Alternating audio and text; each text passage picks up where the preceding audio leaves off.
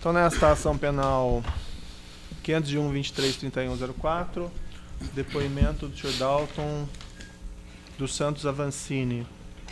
Sr. Dalton, o senhor foi chamado nesse processo como testemunha. Na condição de testemunha, o senhor tem um compromisso com a justiça em dizer a verdade e responder as perguntas que lhe forem feitas, certo? Certo. Eu vou advertir o senhor que se o senhor faltar com a verdade, o senhor fica inclusive sujeito a um processo criminal, certo? Perfeitamente. Não desconheço que o senhor foi acusado em processos conexos e que algumas perguntas a serem feitas ao senhor têm até um potencial de levar a alguma incriminação do senhor. Nessas condições, em condições normais, ou melhor, o senhor teria o direito de não responder esse tipo de indagação.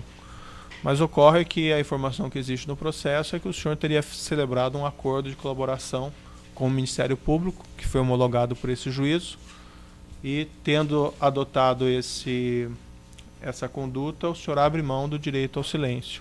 Para manter o acordo, o senhor então tem que responder sobre todas as questões que lhe forem colocadas. Perfeitamente. É essa a sua intenção? Sim, responder as questões. Silêncio. Silêncio. Sim. Seria possível aumentar o microfone e a sala não consegue ouvir? Eu vou pedir para o senhor também responder falando mais alto, Sem dúvida. certo? Porque esse microfone, na verdade, ele não aumenta o som, é diferente. Não está dando para ouvir mesmo. Ele só grava, né? Então o senhor fale mais alto, certo? Sim. Talvez fosse o caso de virar um pouco a mesa aqui, para ele falar. Não? Pode ser? Vocês viram aqui a mesa, por gentileza, para ele falar mais virado para trás? Vira assim, ó.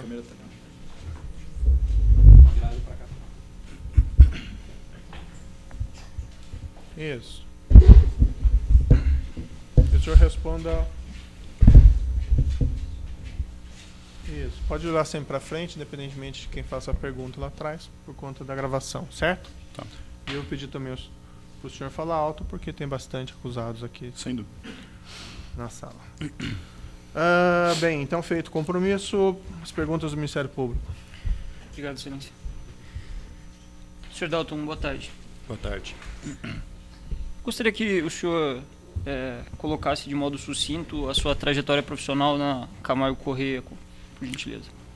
Bom, eu estou na empresa há 23 anos, né? Comecei em obras aí há 23 anos atrás, depois tive cargos administrativos. Em 2004, se não me falha a memória, 2004 eu me tornei diretor na empresa, e em 2008 eu assumi a área de óleo e gás. Essa diretoria que o senhor ocupou em 2004, qual foi? Era, acho que, de transportes. Transportes. A sua relação, por intermédio da Camargo Corrêa com a Petrobras, iniciou de modo mais recorrente em que período?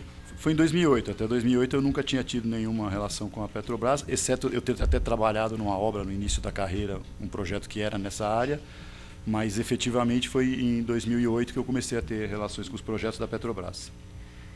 E na condição de diretor de óleo e de gás, quais seriam as suas funções, quais seriam elas perante a Petrobras? Bom, nós tivemos algumas mudanças na estrutura, né? Quer dizer, num primeiro momento existia, eu era um diretor operacional, existia um diretor comercial, né, nesta área de óleo e gás. Em seguida isso foi transformado numa unidade de negócios em que eu passei a ser o líder dessa área, então eu era o responsável e respondia ao presidente da construtora como um todo, né? E depois, em 2011, eu me tornei o presidente da construtora, em que a área de óleo e gás era simplesmente uma das áreas aí, né? Certo. Nesse período, quando o senhor começou a desenvolver essas atividades na diretoria de óleo e gás, o senhor passou a ter reuniões com outras empreiteiras para discutir os projetos da Petrobras? Sim, tínhamos reuniões para discutir os projetos da Petrobras. O senhor participou de reuniões em que tivessem sido discutido preferências de projetos da Petrobras, estabelecido prioridades, pacto de não concorrência? Sim, a partir de 2008, né, e um pouco para frente, como eu falei, existia uma série de projetos da Petrobras que já estavam na empresa, que a empresa já tinha conquistado, né, mas em 2008 estavam em discussão os projetos do Comperj na época, e eu participei de reuniões em que havia essa discussão, sim, para que se definisse quem eram as empresas que iriam ganhar os projetos. Como que foi, em que sentido, como que se deu o início da sua participação nessas reuniões? O senhor foi apresentado por algum outro diretor ou empregado da Camargo, Correia? Sim, né? Quer dizer, já existia uma relação com essas empresas do mercado, né? E quando eu assumi a área, até por uma questão talvez um pouco diferente lá, em princípio o pessoal da área comercial é que acabava cuidando, e eu não era da área comercial. Mas por questões internas lá, e nessa transição, eu mudei para o Rio de Janeiro, né? Quer dizer, o diretor comercial à época não mudou, e acabou que eu fui apresentado como uma pessoa que representava a Camargo nesses processos. E aí eu passei a ter as reuniões com as empresas. Quem que lhe apresentou? O diretor anterior era o Leonel, né? Que foi o diretor anterior a mim na área de óleo e gás. Qual foi aproximadamente a período da primeira reunião em que o senhor participou dessas reuniões do Eu assumi a área em 2008, né? Entre 2008 e início de 2009, eu acho que já estavam havendo essas reuniões aí. E o senhor Leonel Viana lhe acompanhou nessa... Não, ele fez uma passagem da área, dizendo, né, que me apresentando como novo líder da Camargo, e a partir daí eu era chamado para esse tipo de reunião. Ele lhe explicou sobre essa sistemática de reuniões, então?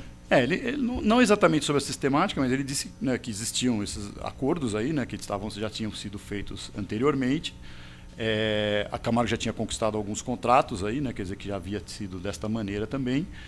E que a partir daí, né, ele passava a área para mim e eu passei a participar dessas reuniões aí, mas não tinha um detalhamento sobre a sistemática, né? Eram reuniões, né, com os representantes das empresas em que se discutiam esses contratos, né? Certo. O senhor Leonel lhe disse quais obras a Camargo teria conquistado mediante esses ajustes? Não foi um explícito, mas assim, nesse momento a gente tinha acabado de conquistar a Renest, né? Quer dizer, então foi informado que a Renest era um processo que tinha sido por esse ajuste e assim eu não me recordo dele declinar exatamente quais obras, mas algumas outras obras que já estavam em andamento era evidente que isso teria acontecido também. Quais delas? Tinha a obra da Repar, né? Que a gente já estava realizando, e a Revap também, que nós tínhamos contratos na Revap. Uhum.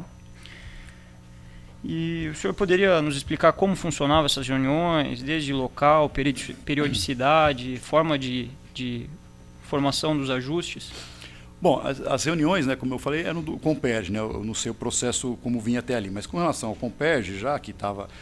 as empresas se reuniam, né, quer dizer, elas tinham... como isso já vinha, então, por exemplo, a Camargo já tinha sido atendida dentro dos projetos da Renest. Então, ela já, dentro desse compromisso, ela dentro do acordo que existia, ela já não teria o mesmo nível de atendimento que ela teve na Renest dentro do Comperj. Então, já estava combinado que ela ficaria para projetos mais à frente do Comperj, né? Então, se objetivava ter os tamanhos, um certo equilíbrio entre as empresas, né? Que as empresas que seriam vencedoras tinham um equilíbrio nisso, e as empresas iam apontando as suas prioridades e quando elas queriam, né? E quais eram os contratos que elas tinham maior interesse em conquistar. E essas reuniões tinham exatamente o objetivo de ajustar isso, para que as empresas manifestassem esse interesse e esse interesse fosse atendido dentro desse acordo que estava pré-estabelecido ainda. Certo. Quais empresas participavam dessas reuniões?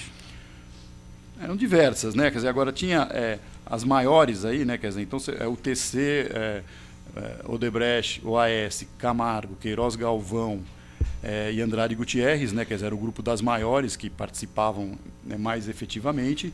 Aí depois você tinha outro grupo aí um pouco, né? Que você tinha Tequinte, Promon, MPE, a Cetal, a Tequinte, Promon, SPE, a MPS, Cetal, a Engevix, tinha uma série de outras empresas ainda, né, além das... A Mendes Júnior, cujos executivos, enquanto se denunciados, também participavam? A Mendes Júnior participava. Especificamente em relação a Cetal, a OAS e a Mendes Júnior, o senhor poderia declinar os executivos que participavam das reuniões desse cartel? Com relação a Cetal, era o Maurício Godoy e o Marcos Berti participavam, né? A OAS, o Agenor. Qual a outra que o senhor citou? A Mendes Júnior. A Mendes Júnior, acho que no começo, quando eu participei dessas, era o senhor Vilaça. Agora, eu confesso que a Mendes Júnior, a Mendes Júnior tinha uma participação menos efetiva aí do que as outras empresas aí. Participava de menos reuniões? Não, até assim, não era muito. Assim, a gente lembra muito das pessoas que tinham uma atuação, às vezes, mais efetiva, né? Mas que eu me recordo do senhor Vilaça. Então, na CETAL, o senhor mencionou o senhor Bete e o senhor Godoy. Sim. O senhor Augusto de Mendonça participava das reuniões? Não, no período em que eu participei, não, eu nunca tive nenhuma reunião com o senhor Augusto. Eu vinha conhecê-lo aí durante o processo. Senhor. Certo. Na OS, o senhor mencionou o senhor Agenor. O senhor Agenor Medeiros. Sim. O senhor José Delmário, vulgo Léo Pinheiro, participava dessas reuniões? Não, o Léo Pinheiro já era, ele acho que era o presidente já da OAS, né? Quer dizer, então ele, nesse dia a dia dessas reuniões, eu não me recordo da presença do senhor Léo Pinheiro, não. O senhor Matheus Coutinho? Não, jamais. A Mendes Júnior, o senhor saberia dizer se o senhor Sérgio Cunha Mendes participava das reuniões? Que eu me recorde, não. Não. E o Rogério Cunha de Oliveira? Também não me recordo deste nome. Certo. E como se dava, depois de estabelecidas prioridades pelas empreiteiras representadas nessas reuniões, para dividir as obras, isso era feito um sorteio? Como funcionava? Não, em geral, né, as empresas até, como tinha elas manifestavam seus interesses, né, quer dizer, e o objetivo dessas reuniões era exatamente respeitar e atender esses interesses. Então as empresas iam se ajustando, né, quer dizer, novamente eu posso falar da Camargo, né, como nós tínhamos tido contratos na Renest, nós já não tínhamos como prioridade o Comperj e respeitávamos isso porque isso fazia parte do entendimento. Então nós manifestávamos o nosso interesse em algum desses contratos do Comperj, no caso a gente manifestou, e esse contrato era um pouco mais para frente até do que das licitações que estavam em andamento, né? E as empresas buscavam esse entendimento. Se houvesse algum caso em que não tinha, né, no limite de você não ter nenhum ajuste possível, até sorteio chegou a acontecer, né? Mas isso não era a prática usual. A prática usual era tentar, exatamente por isso que haviam essas reuniões, fazer com que houvesse uma harmonia aí para que as empresas fossem atendidas. Certo.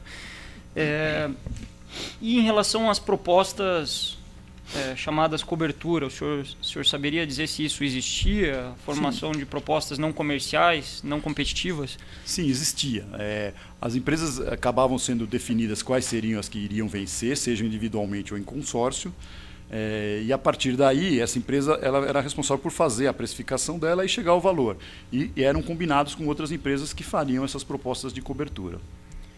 E de que modo isso funcionava para que as outras soubessem o valor a apresentar de forma a não prejudicar aquela escolhida dentro do grupo? Olha, que eu me recordo, cada caso era um caso, sabe? Tinha empresas em que elas informavam apenas para as áreas de propostas aí, né? Quer dizer, qual que deveria ser essa proposta de cobertura. Agora, a empresa que era definida como vencedora estabelecia qual é o valor que as outras deveriam entrar abaixo, né? Quer dizer, aí isso ficava a critério de cada empresa como ela resolvia isso, né? Então ela dava um valor de referência para as outras não passarem daquele limite. Exatamente. Certo. O senhor saberia dizer da Camargo ter participado em consorciada ou apresentando espécies de propostas de cobertura em projetos com as empreiteiras OAS, Mendes Júnior ou CETAL? Sim, acho que no caso do Comperj nós apresentamos propostas de cobertura. Para qual empreiteira? Eu precisava olhar os lotes aí que tiveram, eu poderia até afirmar, mas eu não consigo lembrar de... Mas, por exemplo, acho que vários dos grandes pacotes que saíram do Comperj, que foram assim, o lote da Andrade Gutierrez, acho que a Camargo fez cobertura. Agora, eu precisava olhar um pouco, se eu olhar uma planilha, eu consigo precisar quais em que nós entramos fazendo cobertura. Agora, todos que nós entramos no Comperj, em que tiver a Camargo participando, era uma proposta de cobertura. Certo. Então, em todos os casos em que a Camargo não logrou ser vencedora do certame, ela estaria apresentando uma proposta de cobertura? Provavelmente sim. Nos maiores lotes eu afirmo. Eu precisava, insisto, que talvez se eu olhando uma planilha eu poderia malhar com mais detalhe, mas a grande parte sim, dos grandes lotes eu afirmo que sim. Sim. E todas as empresas, o senhor mencionou aproximadamente 15 empresas que participavam dessas reuniões em que ocorriam os ajustes sobre os certames da Petrobras. Todas elas participavam de todos os certames ou havia também depois de escolhido as preferências, um compromisso de não concorrer em determinados certames, não apresentar proposta? Não, o que existia, né, assim, muitas vezes já se entendia quais empresas iriam apresentar uma determinada proposta, sendo quem ganharia e as coberturas, né, e as outras abririam mão até de fazer proposta. Até porque assim, né, essas propostas envolvem uma quantidade de recursos muito grande, né, quer dizer, então muitas vezes as empresas até preferiam nem fazer proposta, né, quando elas não estavam competindo. Certo. São objeto de imputação aqui ilícitos que dizem respeito às obras na Repar do consórcio Interpar, que foi integrado pela CETAL, pela Menjur e MPE. Eu verifico aqui que a construtora Camargo Corrêa foi convidada nesse certame, mas não apresentou proposta. Seria esse um dos casos em que ela se comprometeu a não apresentar proposta, senhor? Veja bem, nesse processo eu não estava, né? Como eu comentei, quando eu assumi a área, a Repar já era um contrato que já estava em andamento, já tinha um percentual até realizado dentro da Camargo. Então eu não participei, né? Agora, acredito que tenha havido o acordo lá e provavelmente sim, né? Quer dizer, isso deve ter havido uma combinação para que a Camargo não apresentasse uma proposta concorrente. O senhor diz provavelmente porque mesmo nas reuniões posteriores se fazia remissão às obras anteriores, no sentido de uma compensação? Ou no tempo em que eu estava, não muito a Repar, se fazia muito em relação à Renest, que era um que tinha acontecido mais recentemente. Em relação à Repar, acho que já era até ali já deveria ter tido um equilíbrio aí entre as empresas, né? Certo. E sobre o empreendimento da Replan, o senhor tem conhecimento? Não tenho. Não. Gasodutos, o senhor saberia dizer se participou de reuniões onde foram discutidas obras referentes a gasodutos? Por exemplo, o gasoduto objeto dessa denúncia é o Urucu-Coari. Não, eu não sei. O projeto o Manaus, né, quer dizer, a Camargo até teve um lote lá. Agora, foi um dos processos em que esse diretor anterior que eu já mencionei, exatamente quando eu estava saindo, esse projeto estava sendo totalmente concluído. Então, ele acabou fazendo essa conclusão. Eu não sei se lá houve algum tipo de acordo. Eu não mexi com esse projeto. O gasoduto Pilar e Pojuca, o senhor tem conhecimento? Não conheço. Não, também.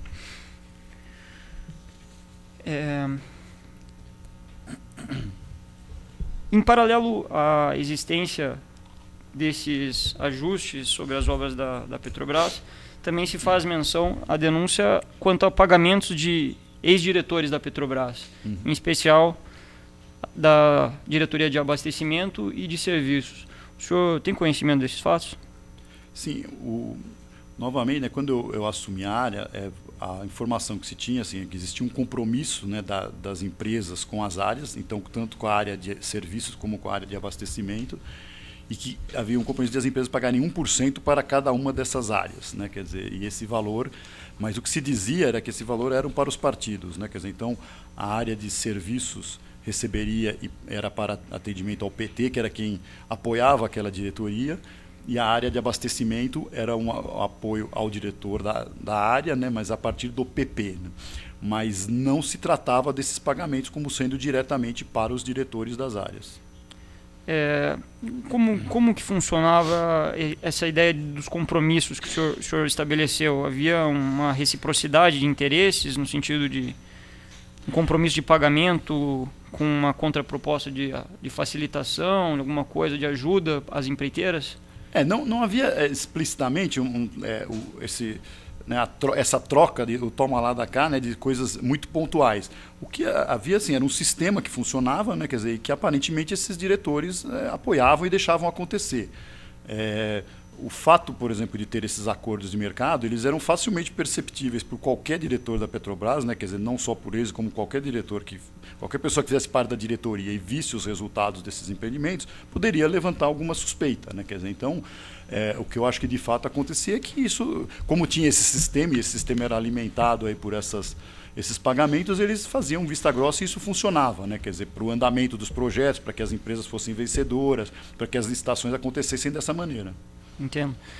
Então, nesses projetos de grandes refinarias, complexos petroquímicos, seria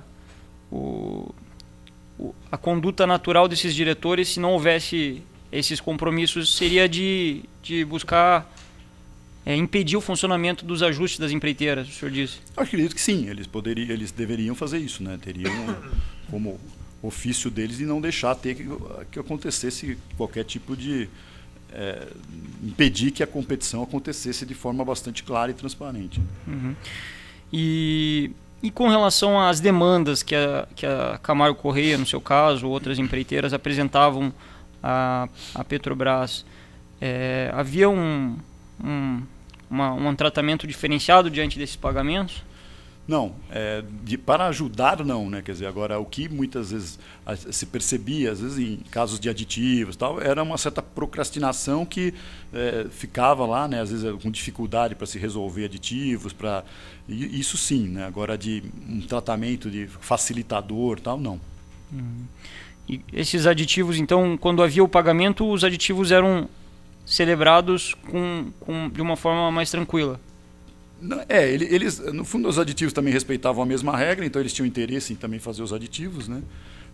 Mas não havia, assim, muitas vezes você tinha dificuldades, né? E muitas dificuldades com esses aditivos aí que você não sabia muitas vezes qual era a origem disso, né? Uhum. Havia algum tipo, o senhor na posição de diretor de óleo e gás, em seu relacionamento com Paulo Roberto Costa, Renato Duque, Pedro Barusco, recebeu algum tipo de solicitação de vantagem diretamente deles? Não, veja bem, até porque assim, eu era da área, primeiro eu era da área de operações, como eu comentei, né? Então tinha um diretor comercial que cuidava disso, né? Que tratava diretamente aí mais proximamente com esses diretores. E depois, como presidente também da área, eu não era quem eu tratava diretamente, mas as interações que eu tive, que não foram muitas com os dois diretores, nunca houve um pedido explícito sobre propinas, coisas do tipo. Uhum. E como que se fazia então para efetuar esses pagamentos, realizar esses compromissos que o senhor mencionou de pagamentos? Vamos tratar em primeiro lugar da diretoria de abastecimento, no caso do Paulo Roberto Costa. Bom, nós tínhamos uma séria dificuldade para realizar isso, né? Quer dizer, quando eu digo nós é a Camargo, né? Quer dizer, porque a gente tinha dificuldade para fazer essas. Então, uma das coisas que a gente tentava não pagar, né? Foi uma coisa que demorou para ter. E a solução que foi dada aí, né? Quer dizer, principalmente no caso da Renest, foi quando eu participei, foi através do fornecimento da parte de tubulação, né? Quer dizer, era uma contratação de uma empresa de tubulação em que foi utilizada essa empresa para incluir comissões que eram pagas ao intermediário da diretoria de abastecimento. O senhor, só antes de especificarmos essa forma de pagamento, o senhor mencionou dificuldades pela Camargo. Por que essas dificuldades? Porque nós não usávamos caixa 2, né, não tínhamos, então assim, nós tínhamos que usar alguma maneira para conseguir viabilizar que esses pagamentos fossem feitos, né, a partir de contratações ou de consultorias ou algum tipo de contratação que permitisse esse tipo de pagamento aí, né? Seria, então, a geração de um custo inexistente para gerar um excedente em dinheiro? Seria isso? De fato, você tinha que gerar, com que seja quem fosse que tivesse que receber, né? Quer dizer, ele tinha que gerar um compromisso da Camargo para que ela pudesse fazer o